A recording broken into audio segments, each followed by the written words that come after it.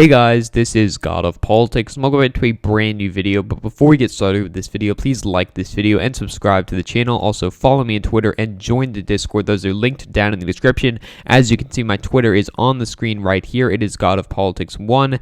You should go and follow me there. I've started tweeting more, especially given a lot of the things that have been going on, and you should go check out my tweets. But the reason I am on Twitter talking about this Twitter thread is because there is some very important news to talk about, and this news is actually quite good for the Democrats in these Georgia Senate runoffs. It is between Jon Ossoff and David Perdue and Kelly Loeffler and Raphael Warnock, obviously. So that is the race that is occurring on January 5th. We are now just, 3 weeks away from those runoffs, and we have the first day of early voting. We have the data from the first day of early voting, and it shows quite interesting data. So this is the first day of early voting. We had 168,293 votes. First of all, that is insane turnout. Back in the general election, the first day of early voting in the general election, we had 136,000 people voting. Now we have 168,000 people voting. And of the racial demographics of this, the white share of the electorate is 49%. The black share of that electorate is 38.6%. Hispanic 1.9%. Asian 1.3%.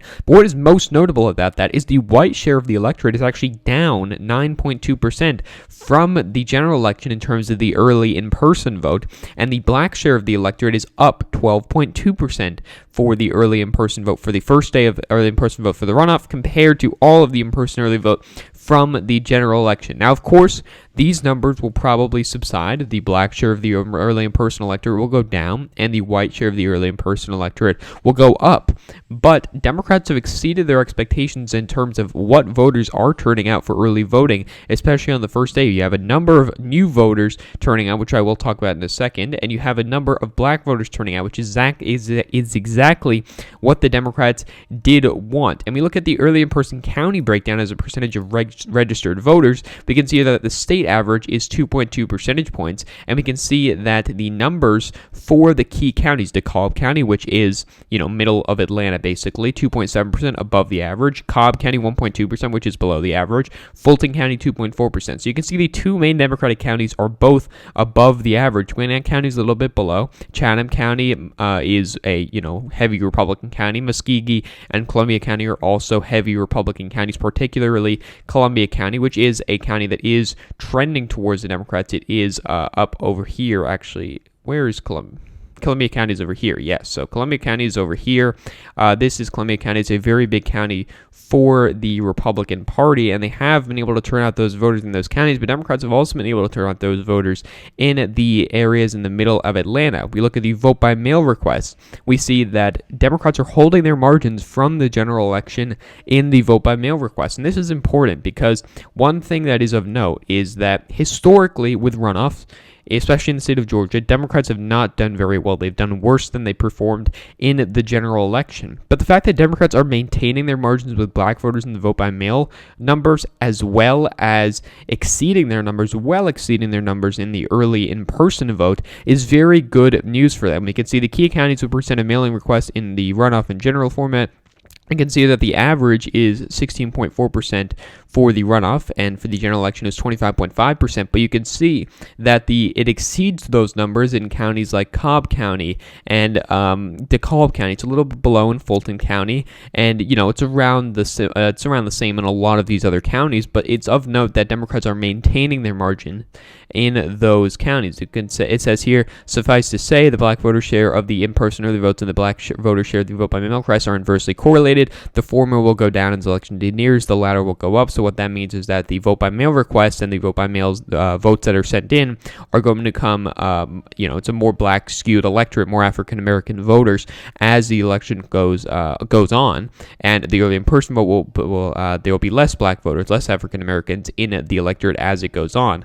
But this person says, but I expected us to begin with 35% today. 38.6% is an incredibly good start. So Democrats are exceeding their expectations locations in the in-person early vote, and they're doing just as well as they needed to, and actually better than they needed to in the vote by mail request. And it says this electorate is looking a lot less white and maybe a tad older than the one we got in November. That tracks with the runoff trends. I would also expect more suburban votes and less rural votes in the white number, as shown by a higher share taken up by DeKalb and Cobb County. On balance, the white number is not great for the GOP. If it's really more suburban than November, as shown by DeKalb and Cobb's vote share, that tilts into danger territory. They'll need suburban reversion or spike in rural turnout in the rural vote. They're gunning for the latter.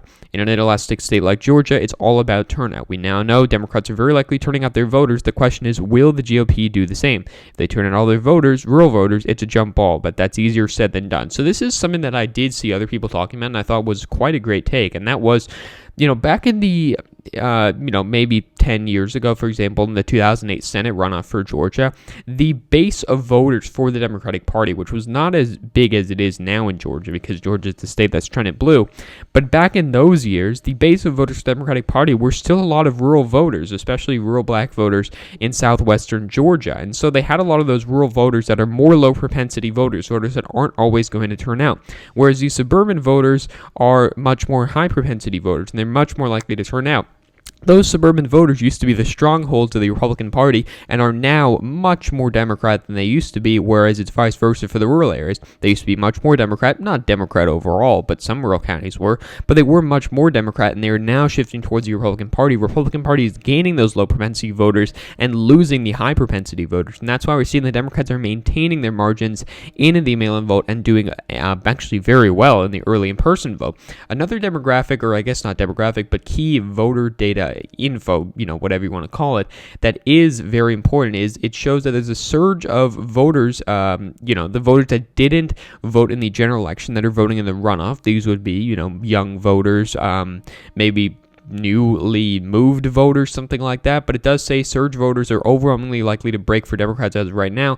Looks like Warnock and Ossoff's nonstop campaigning statewide is paying off. You do see that Warnock and Ossoff are campaigning a lot. They were actually with Joe Biden yesterday, and we can see here that the non-voters, there are 96,408 of them right now, which is only 7%, but it does make a difference considering how close these elections are going to be. We see that the non-voters, 38,815 are white, 33,920 are black, and we can see some other numbers here. Other is usually actually, I've heard a lot of talk about it. I saw Stacey Abrams talking about this. There are actually a lot of black voters in the other category that aren't counted as part of the African American electorate for some reason, but overall this is very good news for Democrats because it means that the non-voters are actually overwhelmingly Democrat, and that is very crucial for the Democratic Party because, Ossoff did run behind Biden, but if he can get a lot of new voters that didn't vote in the general election that are breaking for him, it does kind of cushion that so he doesn't have to convince as many voters or hope for lower rural turnout amongst the Republican base. And so we look at the comparison to, the electorate. We're looking at an electorate that is going to have more black voters most likely. In the general election, we had 29% black voters, 61% white voters. And the interesting thing about that is we're looking at much higher numbers. As I showed you before, the in-person early vote right now is at 38.6% for black voters, and it is at 31.8% for black voters in the mail-in vote. So that is very good news for Democrats. And again, it will taper off amongst the early in-person vote, and it will increase amongst the mail-in vote. But we also have record number of mail-in vote requests for the runoff. So things are looking actually quite good for the Democratic Party right now. And, all Jon Ossoff has to do is hope that he can prove in a lot of these suburban areas, get the kinds of margins that Joe Biden did, and with his nonstop campaigning, getting a lot of these new voters, getting higher turnout amongst voters, especially black voters in these suburban counties. It looks like he may be able to do it. And, this is still a race that I would put at tilt Republican right now. I do expect David Perdue and Kelly Loeffler to both narrowly win.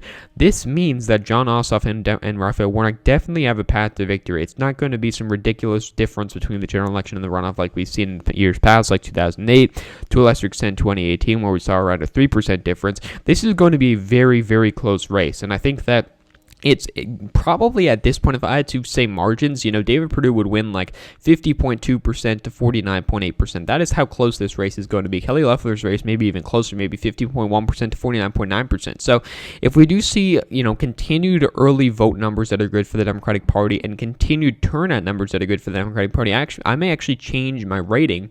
And this, is very, very crucial to who controls the Senate. Whoever wins these races is going to control the Senate. If Democrats win both of them, they will gain control of the Senate for the first time since 2015, where they lost 9 seats in the 2014 election. So that would just be absolutely insane to see. But we will see whether that happens. Not too much longer till the runoffs now, but it is very difficult to wait at this point. But thank you all for watching this video. Please like this video and subscribe to the channel. Also follow me on Twitter and join the Discord. Those are both linked down in the description. But again, guys, thank you all for watching this video, and I will see you guys later.